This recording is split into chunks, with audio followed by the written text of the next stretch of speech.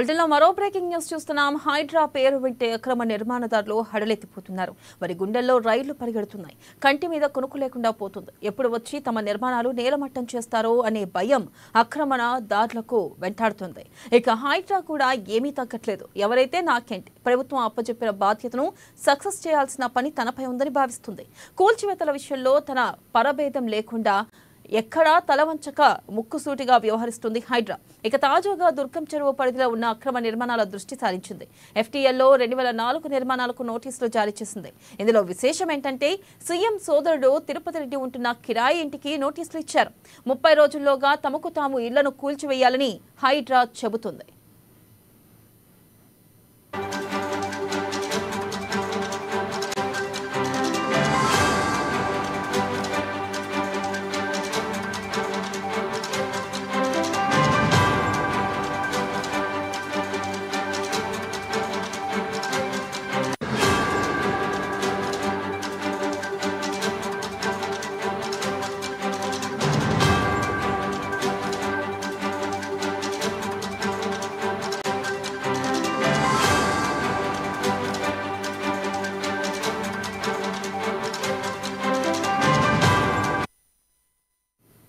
Breaking news చూస్తున్నాం. హైడ్రా పేరు వింటే అక్రమ నిర్మాణదారులు హడలెత్తిపోతున్నారు. వారి గుండెల్లో రైళ్లు పరిగెడుతున్నాయి. కంటి మీద కురుకు లేకుండా పోతుంది.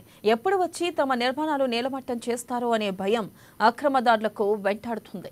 ఇక హైడ్రా కూడా ఏమీ తగ్గట్లేదు. ఎవరైతే నాకేంటి, ప్రభుత్వం అప్పచెప్పిన బాధ్యతను సక్సెస్ చేయాల్సిన పని తనపై ఉందని భావిస్తుంది. ఇక కూల్చివేతల విషయంలో తన భేదం లేకుండా ఎక్కడా తలవంచకుండా ముక్కుసూటిగా వ్యవహరిస్తుంది హైడ్రా. ఇక తాజాగా దుర్గం చెరువు పరిధిలో ఉన్న అక్రమ నిర్మాణాల దృష్టి సారించింది. FTLలో 2004 నిర్మాణాలకు నోటీసులు జారీ చేసింది. ఇందులో విశేషం ఏమిటంటే సీఎం సోదరుడు తిరుపతి రెడ్డి ఉంటున్న కిరాయి ఇంటికి కూడా నోటీసులు ఇచ్చారు. ఇక 30 రోజుల్లోగా తమకు తామే ఇళ్లను కూల్చుకోవాలని హైడ్రా చెబుతుంది. దీనిపై మరింత సమాచారాన్ని మా ఇన్పుట్ ఎడిటర్ శ్రీనివాస్ అందిస్తారు. శ్రీనివాస్, చెప్పండి. ప్రధానంగా చూసుకున్నట్టయితే హైడ్రా విషయంలో సీఎం రేవంత్ రెడ్డి దూకుడుగా వ్యవహరిస్తున్నారని తెలుస్తుంది. మరి ఈ నేపథ్యంలో ఇక్కడ సీఎం సోదరుడి ఇల్లు కూడా ఉన్నట్లుగా తెలుస్తుంది. మరి సీఎం సోదరుడి ఇల్లు కూడా కూల్చే అవకాశం ఉందంటారా? రైట్ వెన్నెల, ఏదైతే హైడ్రా విషయంలో మాత్రం ముఖ్యమంత్రి ప్రభుత్వం మాత్రం ముక్కుసూటిగా వ్యవహరిస్తుంది. ఈ విషయంలో ఎక్కడ కూడా రాజీ అనేది ఉండకూడదు అని చెప్పేసి కూడా స్పష్టం చేయడం జరిగింది.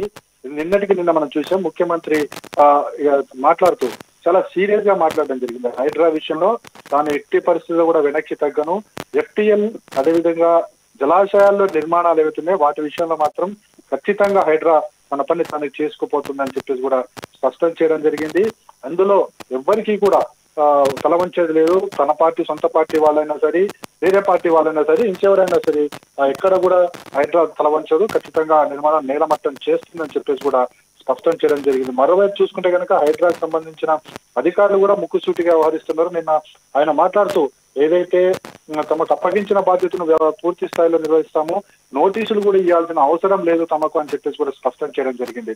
అయితే తాజాగా చూసుకుంటే కనుక దుర్గం చెరువుకు సంబంధించి నిన్న రాత్రి కూడా నోటీసులు అందించిన సంగతి తెలిసింది. అయితే దుర్గం చెరువు సమీపంలో దాదాపుగా ఒక 200 నుంచి 250 పైచిలకు నిర్మాణాలు వెలిసా. ఇది కూడా FTL ఏదైతే ఫుల్ ట్యాంక్ లెవెల్ ఉంటుందో ఆ FTL జోన్ లోనే ఇవన్నీ కూడా నిర్మాణాలు వెలిసిన సంగతి అక్కడ హైడ్రా విషయంలో వచ్చింది. దీంతో తహసీల్దార్ వాళ్ళకి నోటీసులు కూడా అందజేయడం జరిగింది. 204 నిర్మాణాలు అందులో ప్రస్తుతం ఉన్నాయని చెప్పేసి కూడా హైడ్రా అంచనా వేసింది. దానికి సంబంధించి అక్కడున్న తహసీల్దార్ వారికి 204 నిర్మాణాలకు కూడా నోటీసులు అందించడం జరిగింది.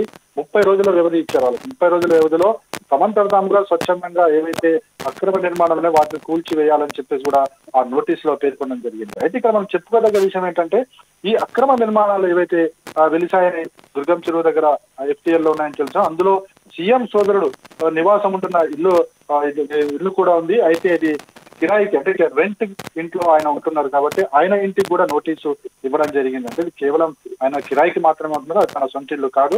కాబట్టి ఆ నోటీస్ విషయంలో కూడా ఎక్కడ కూడా వెనుకడుగు వేయలేదు. ఖచ్చితంగా ఆ ఇంటిని కూడా కూల్చివేస్తామని చెప్పేసి కూడా నోటీసు ఇవ్వడం జరిగింది. సో మొత్తానికి చూసుకుంటే కనుక హైడ్రా మాత్రం మొత్తం హైదరాబాద్ లో ఉన్న అక్రమ నిర్మాణదారుల వ్యవహారంలో మాత్రం ఒక హడలైతే పుట్టిస్తుందని చెప్పొచ్చు. ఎందుకంటే ముఖ్యంగా వాటర్ జోన్స్ ఏవైతే నీటి నిల్వలు ఉన్న ప్రాంతాలు, చెరువులు కావచ్చు, కుంటలు కావచ్చు, లేదా మరేదైనా కావచ్చు, వాటన్నిటి విషయంలో మాత్రం ఎక్కడ కూడా వెనకడుగేసే ప్రసక్తి లేదు. ఖచ్చితంగా ఈ ఎఫ్టీఎల్ జోన్ కావచ్చు, లేకపోతే మరొకటి కావచ్చు, వాటిలో ఉన్న నిర్మాణాలు అంటే బఫర్ జోన్ కావచ్చు, ఎక్కడెక్కడ నిర్మాణాలు ఉన్నాయో ఆ నిర్మాణాలన్నింటినీ కూడా తొలగించి వేస్తామని స్పష్టం చేయడం జరిగింది. ఇది హైదరాబాద్ పరిధిలో కాదు, కావాలనుకుంటే ఔటర్ రింగ్ రోడ్ పరిధిలో కూడా వెళ్లే అవకాశం హైడ్రాకు అధికారాలు ఉన్నాయి. అదేవిధంగా హైడ్రాకు పోలీస్ స్థాయిగా లో కూడా గుర్తింపు ఇస్తున్నట్టు కూడా నిన్న ముఖ్యమంత్రి రేవంత్ రెడ్డి స్పష్టం చేయడం జరిగింది. మొత్తానికి ఈ హైడ్రా దూకుడు చూసుకుంటే కనుక ఇక అక్రమ నిర్మాణదారులు అయితే ఒక గుబులే పుట్టింది. అందులోకి సొంత కాంగ్రెస్ పార్టీ వారు ఉన్నా సరే పట్టించుకోవడం లేదు, పక్క పార్టీ వాళ్ళు ఉన్నా పట్టించుకోవట్లేదు, బిల్డర్లు పెద్ద పెద్ద బిల్డర్లు ఉన్నా పట్టించుకోవట్లేదు. కానీ ప్రధానంగా చూసుకుంటే కనుక ఈ హైడ్రా కూల్చివేతల విషయంలో రాజీ ఉండదు. ముఖ్యంగా ఇప్పుడు ప్రస్తుతం ఉన్న పరిస్థితుల్లో ఒక చెరువులు, జలాశయాలు ఏవైతున్నాయో వాటిలో ఉన్న నిర్మాణాలను ముందుగా తొలగించాలని చెప్పేసి కూడా ముఖ్యమంత్రి వాళ్ళకి ఆదేశాలు జారీ చేశారు.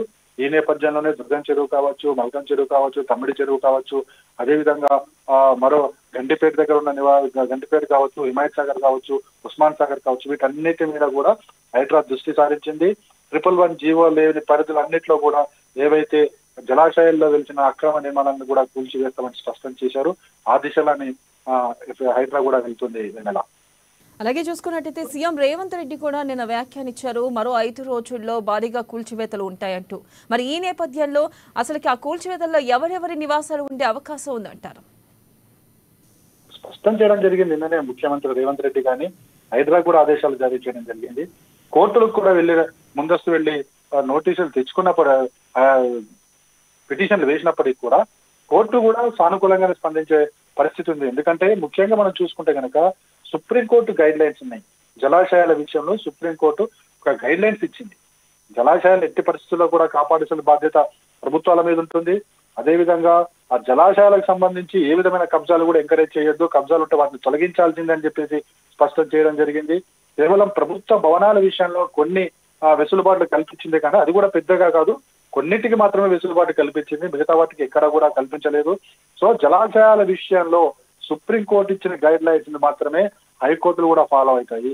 అయితే ఇక్కడ ఏదన్నా సరే రూల్స్ కు విరుద్ధంగా జరిగితే మాత్రమే కోర్టులు ఇంటర్ఫేర్ అవుతాయి తప్ప మరెక్కడ కూడా ఇంటర్ఫేర్ అయ్యే అవకాశాలు లేవు. ఎందుకంటే మనకి చూస్తున్నాము, ఏదైతే మనకి జన్వాడ ఫామ్ హౌస్ సంబంధించి మాజీ మంత్రి కేటీఆర్ సంబంధించిన ఫామ్ హౌస్ కావచ్చు, మల్లారెడ్డికి సంబంధించిన కాలేజీలు కావచ్చు, అదేవిధంగా మనకి పల్లా రాజేశ్వర రెడ్డికి సంబంధించిన అనురాగ్ సొసైటీకి సంబంధించిన కాలేజీలు కావచ్చు, ఇలా చూసుకుంటూ పోతే గనక ప్రతి నిర్మాణంలో ప్రతి ఈ ఏవైతే అక్రమ కట్టడాలు ఉన్నాయో ఇవన్నీ కూడా ఎఫ్టీఎల్ పరిధిలోనే జరిగాయి, బఫర్ జోన్ పరిధిలోనే జరిగాయి.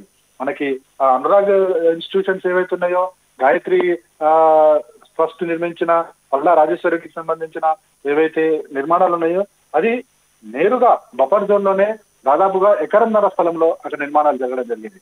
ఇక మల్లారెడ్డి కాలేజీల విషయంలో కూడా మనం చూసాం. గతంలో కూడా మల్లారెడ్డి మీద అనేక ఆరోపణలు వచ్చినప్పుడు కూడా గత ప్రభుత్వం ఏదైతే బీఆర్ఎస్ ప్రభుత్వం ఉందో ఆ ప్రభుత్వం పెద్దగా పట్టించుకున్న పాపాన చెప్పలేదు. కానీ ఇప్పుడు మాత్రం దాన్ని సీరియస్ గా తీసుకుంది. ఏవైతే చెరువులను కబ్జా చేసి నిర్మించిన నిర్మాణాలను కూడా నిర్ణమట్టం చేయాల్సిందని చెప్పేసి ముఖ్యమంత్రి ఆదేశాలు జారీ చేశారు. అదేవిధంగా మాజీ మంత్రి కేటీఆర్ సంబంధించిన ఏదైతే జన్వాడ ఫామ్ హౌస్ ఉందో ఫామ్ హౌస్ విషయంలో కూడా చాలా సీరియస్ గానే ఉన్నారు. ఖచ్చితంగా అది కూడా ఎఫ్టీఎల్ పరిధిలో ఉంది కాబట్టి వాటిని కూడా తొలగించాలని చెప్పడం జరిగింది. సో మనకి సెలబ్రిటీగా ఉన్న నాగార్జున విషయంలో కూడా ఎక్కడ కూడా వెనక్కి తగ్గలేదు. మొత్తం కూడా అక్కడ ఏవైతే ఎఫ్టీఎల్ జోన్ లో తమ్మిడి చెరువులో ఉన్న నిర్మాణాలు ఏవైతే ఒక నాగార్జున సంబంధించిన కాదు, ఇతర బిల్డర్లు ఏవైతే అక్కడ అక్రమంగా నిర్మించారో, అనుమతులు లేకుండా నిర్మించారో ఆ నిర్మాణాన్ని కూడా నిలమట్టం చేయడం జరిగింది. సో ముఖ్యమంత్రి ఆదేశాలు కూడా స్పష్టంగా ఉన్నాయి. ఎక్కడా కూడా రాజీ పడవద్దు, అందులో పార్టీలకు సంబంధించి ఎవరున్నా సరే పార్టీలకు ఖచ్చితంగా కూల్చివేయండి అని చెప్పేసి హైడ్రాకు ఆదేశాలు జారీ చేయడం జరిగింది. బిల్డర్స్ ఎంత పెద్ద బిల్డర్స్ ఉన్నప్పుడు కూడా వాటిని కూడా తొలగించాలని చెప్పేసి వాటి నిర్మాణంగా తొలగించాలని చెప్పి ఆదేశాలు జారీ చేయడం జరిగింది. కేవలం ఏదైతే కొంతమంది ప్రశ్నిస్తున్నారో, ఏదైతే జిహెచ్ఎంసీ విషయాన్ని కావచ్చు, ట్యాంక్ బండ్ మీద వచ్చిన కొన్ని నిర్మాణాలు కావచ్చు, వాటి విషయంలో ప్రభుత్వం సుప్రీంకోర్టు నుంచి గైడ్ లైన్స్ వచ్చాయి. ఈ భవనాలను కూల్చవలసిన అవసరం లేదు, ఇది ప్రభుత్వానికి సంబంధించింది కాబట్టి అవసరం లేదని చెప్పారు కాబట్టి వాటిని వదిలేస్తున్నాం తప్ప మిగతా వాటిని అన్నింటినీ కూడా తొలగించాల్సిందని చెప్పి హైదరాబాద్ గట్టిగా ఆదేశాలు జారీ చేయడం జరిగింది. బహుశా ఈ వారం రోజుల వ్యవధిలో ఎక్కువ అక్రమ నిర్మాణాలు, అది కూడా జలాశయాల్లో ఉన్న నిర్మాణాలు నేలమట్టం అవ్వడం ఖాయమనేది మాత్రం తెలుస్తుంది. అలాగే మీరన్న దాని ప్రకారం చూసుకున్నట్టయితే నిన్న హైకోర్టు కూడా సీరియస్ అయింది. ఏదైతే హైడ్రా కూల్చివేతల విషయంలో కొందరికి మాత్రమే కాదు అందరినీ ఒకేలా చూడాలి అంటూ కూడా హైకోర్టు వ్యాఖ్యానించడం జరిగింది. మరి ఈ నేపథ్యంలో ప్రభుత్వం ఏ విధంగా స్పందించే అవకాశం ఉంది? అంటే ఇక్కడ ఒక మాట ఉంది, అయితే 1,00,000 అక్రమ నిర్మాణాలు ఉన్నాయి, 1,00,000ని కూల్చివేస్తారా, 1,00,000కి ముందుగా నోటీసులు ఇవ్వరా అంటూ కూడా నిన్న వ్యాఖ్యానించింది. దీనిపై మీరేమంటారు? రైట్ వెంకట, దీని మీద కూడా ఇప్పుడు నోటీసులు ఇవ్వాల్సిన బాధ్యత జిహెచ్ఎంసీ అధికారులకి లేకుంటే తహసీల్దార్లకి ఉంటుంది. హైడ్రా విషయంలో హైడ్రాకు ఒక పని అప్పచెప్పారు, ఏదైతే జలాశయాల్లో వెలిసిన అక్రమ నిర్మాణాలని ముందుగా తొలగించాల్సిందిగా, వాటికి నోటీసులు ఇవ్వాల్సిన అవసరం లేదని చెప్పేసి నిన్న హైడ్రా చెప్పడం జరిగింది. సో ఇక్కడ కోర్టు డైరెక్షన్స్ ప్రకారం నోటీసులు కూడా ఇస్తారు. నోటీసులు ఇచ్చిన తర్వాతనే ఇవన్నీ కూడా కూల్చివేతలు జరుగుతాయి. ఎప్పుడు కూడా నోటీసులు ఇవ్వకుండా జరగవు. అయితే నోటీసులు పీరియడ్ చాలా ఎక్కువ రోజులు అయిపోయినప్పుడు వాళ్ళకి ఇవ్వాల్సిన అవసరం లేదు. ఎందుకంటే ఆల్రెడీ ఎవరైతే అక్రమంగా ఈ జలాశయాల్లో నిర్మాణాలు చేసుకున్నారో వాళ్ళు నిర్మించుకున్న నిర్మాణం ఏదైతే ఉందో అది ఎఫ్టీఎల్ పరిధిలో నిర్మాణం జరుగుతుంది, అది అక్రమంగా జరుగుతుంది తెలుసు కాబట్టి వాళ్ళకి నోటీసులు ఇవ్వాల్సిన అవసరం ఏంటనేది కూడా హైడ్రా అడుగుతున్న ప్రశ్న. అయితే కోర్టు డైరెక్షన్స్ ప్రకారము నోటీసులు ఇస్తామని చెప్పారు కాబట్టి ఈరోజు దుర్గం చెరువు పరిసర ప్రాంతాల్లో తెలిసిన 204 నిర్మాణాలకు కూడా నోటీసులు ఇవ్వడం జరిగింది. ఆ నోటీసుల ప్రకారం 30 రోజుల్లో ఆ దుర్గం చెరువులో ఎవరైతే నోటీసులు అందుకున్నారో వాళ్ళు 30 రోజుల్లో స్వచ్ఛందంగా తమ నిర్మాణాలు కూల్చుకుంటే సరే, లేదంటే హైడ్రా రంగంలో దిగుతుంది, ఖచ్చితంగా వాటిని నేలమట్టం చేస్తుందని చెప్పేసి స్పష్టం చేయడం జరుగుతుంది. నోటీసులు మాత్రం ఉంటాయి, ఖచ్చితంగా నోటీసులు ఇస్తాము, నోటీసులు ఇచ్చిన తర్వాత వాటిని కూల్చివేస్తామని చెప్పడం జరిగింది. ఇక 1,00,000 నిర్మాణాలు క్రమంగా నిలిచిన నిర్మాణాల విషయంలో మాత్రం ముందుగా నిన్న ముఖ్యమంత్రి మాట్లాడుతూ చెప్పింది ఏంటంటే సామాన్య తరగతి వద్ద కాకుండా జలాశయాల్లో నిర్మించినవి ఎఫ్టీఎల్లో బఫర్ జోన్ లో నిర్మించిన నిర్మాణాల మీద ముందుగా యాక్షన్ ఉంటుంది, ఆ తర్వాతే తదుపరి యాక్షన్ మిగతా నిర్మాణాల మీద ఉంటుందని చెప్పి స్పష్టం చేశారు. కాబట్టి ముందుగా హైడ్రా ఏదైతే ప్రాధాన్యతలన్నీ కూడా జలాశయాలను సంరక్షించాలి అనే ఒక లక్ష్యంతోనే ముందుగా జలాశయాల్లో వెలిసిన అక్రమ నిర్మాణాలని టార్గెట్ గా చేసుకుని వెళ్తున్నట్టు తెలుస్తుంది. ధన్యవాదాలు. Right, thank you Srinivas.